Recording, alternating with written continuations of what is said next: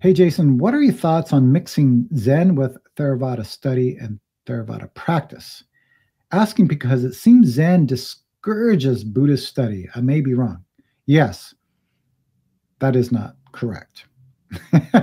I know plenty of Zen practitioners who study sutras.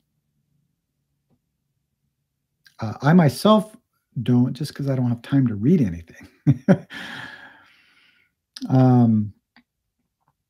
But it does not. Zen does emphasize experience. So we always talk about there's understanding and then there's experience. And when that comes together, we can call that an awakening.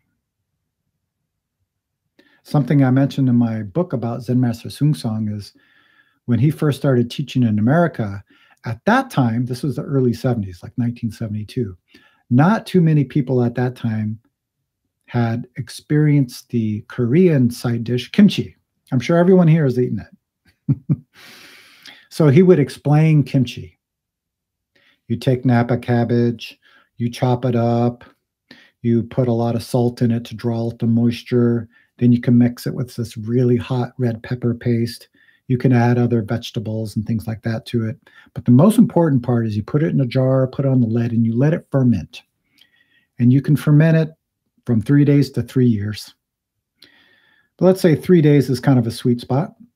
So after 3 days, you open up the lid and you, with very strong fermented smell happening. A lot of people don't like the smell of kimchi. But when you taste it, it's a completely different experience. It's crunchy, it's very live, it's very spicy. So Zen Master Sungsong said, now you know a little bit about kimchi. If you want to know more, go to the library. Now these days, we can just Google it. You can Google the different types of kimchi, how different cultures ferment it, prepare it. So Zen Master Sungsong would continue saying, now you understand kimchi, but have you attained it? People, no. If you want to attain kimchi, go to the Korean market, buy some kimchi, take out the lid, put it in your mouth, and the understanding, the experience come together. So it's the same way in Zen. There's nothing wrong with studying scriptures and sutras and reading books. But the emphasis is on experience of our original nature, our enlightened nature. The understanding, the experience come together. Okay?